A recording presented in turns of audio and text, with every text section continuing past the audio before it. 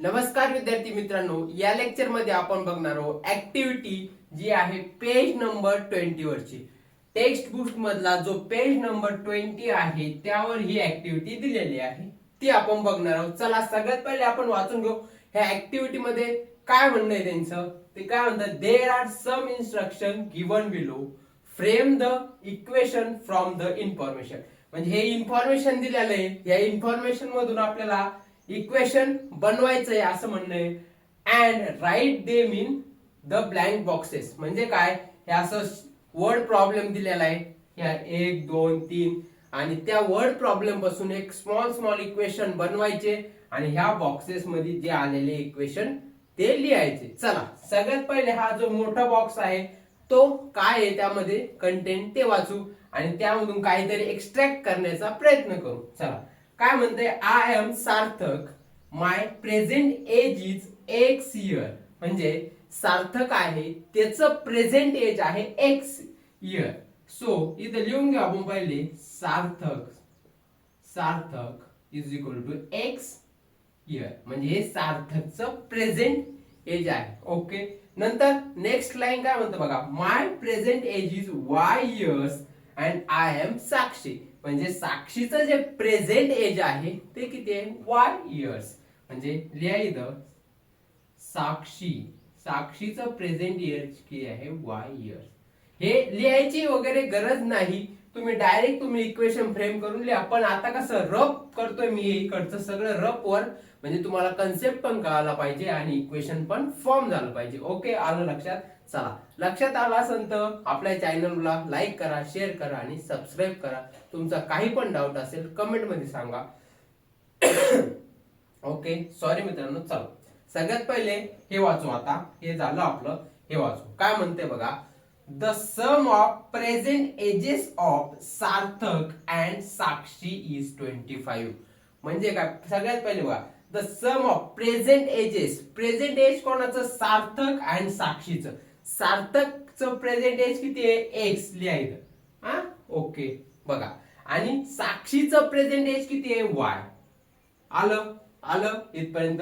आणि काय म्हणतात, the sum of present ages. Sum म्हणजेच काय, प्लस, आणि इक्वल टू, इज म्हणजे इक्वल टू, आणि किती 25, या दोघांची 25.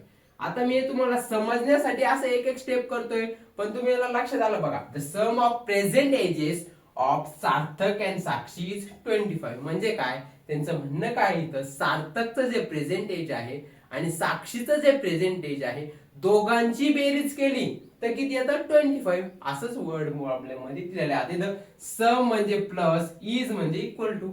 आलं, फ्रेम झालं इक्वेशन. चला हे नंतर बघू. इथं बघा आता काय, Sarthak age is less by 8 than double the age of साक्षी.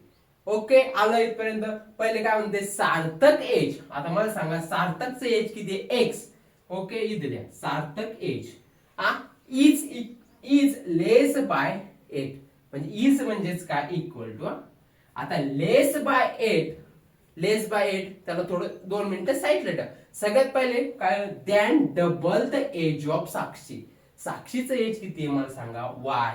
आणि याच्या डबल केलं तर डबल म्हणजेच काय, 2y, किंवा मल्टिप्लाय वाय जे प्रेझेंट एज आहे त्याला 2 नी.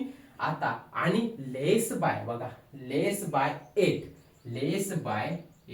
म्हणजे जर -8. आता संपूर्ण एकदा वाचा आणि इकडे वाचा बघा, Sarthak age is less by 8. बघा सार्थक एज किती, एक्स, लेस बाय 8 आहे का, -8.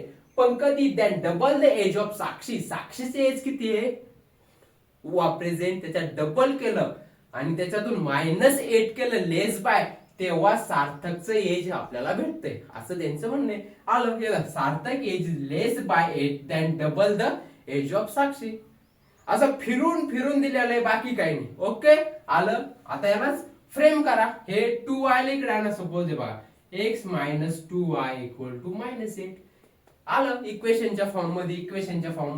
इक्वेशन काय, ax plus by equal to c. म्हणजे या फॉर्म मध्ये आपलं आलेलं आहे. चला, x minus 2y equal to -8 हे या वर्ड प्रॉब्लेमचं इक्वेशन. आलं लक्षात. चला आता इथं इथं थोडं कॉम्प्लिकेटेड आहे, एवढं पण नाही. ओके चला, काय म्हणते बघा, दिसतंय का तुम्हाला? 4 years ago Sakshi age was 3 years less than Sarthak age at that time. Okay, आलं. आता सगळ्यात पहिले 4 years ago साक्षीच एज. आता 4 वर्ष अगोदर साक्षीचं एज. आता सपोज याचा थोडं समजून घ्या.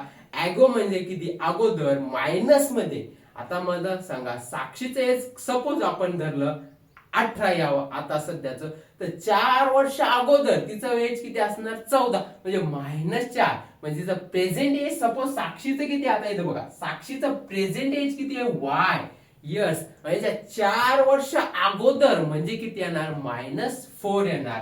सो इथं लिहा, इथं डायरेक्टली येतो 4 years ago साक्षीचं एज किती येणार? Y -4. ओके, आलं.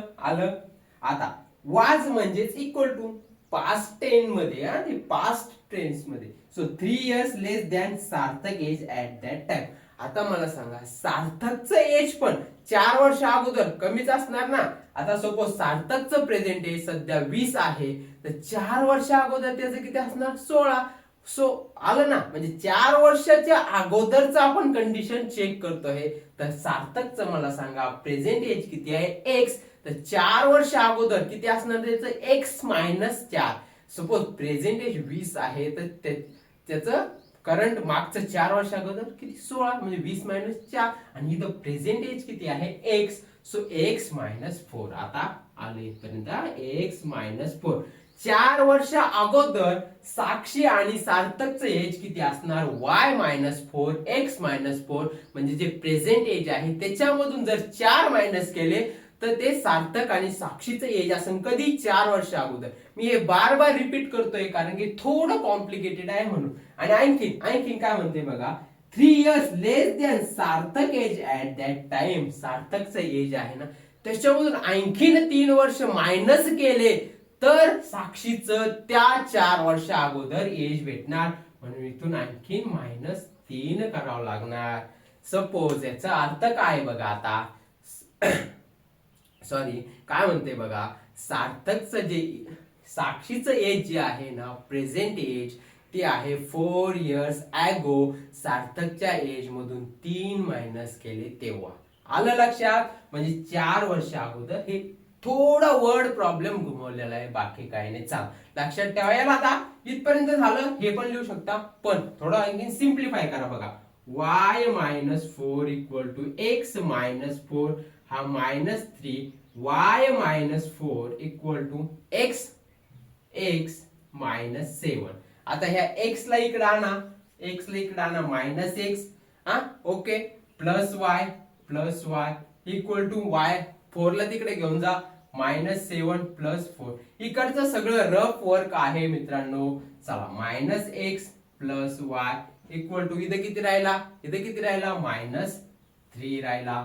सो आलं लक्षात? आता मायनसनी मल्टिप्लाय केलं तर X -Y इक्वल टू 3. हे पण इक्वेशन चालतं, हे पण चालतं, पण सिम्प्लिफाईड करण्यासाठी आपण त्याला घेतलंय. काय आलं इथं बघा, X -Y इक्वल टू 3 आलं. यामध्ये फक्त हाच एक थोडा कॉम्प्लिकेटेड होता. यामधले प्रत्येक ईच आणि एव्हरी, म्हणजे सम म्हणजे काय, इज म्हणजे काय, ॲगो म्हणजे काय, लेस बाय म्हणजे काय, या सगळ्या वर्डचा अर्थ मी सगळ्यात पहिल्या लेक्चर मध्ये सांगितलेला आहे. ती ट्रिक्स पण सांगितलेली, तुम्ही चेक करून घ्या जर तुम्हाला माहिती नसेल तर. हो मित्रांनो, चला, अशाच लेक्चर साठी आपल्या चॅनलला लाईक करा, शेअर करा आणि सबस्क्राईब करायला विसरू नका. भेटूया नेक्स्ट व्हिडिओ मध्ये. तोपर्यंत धन्यवाद.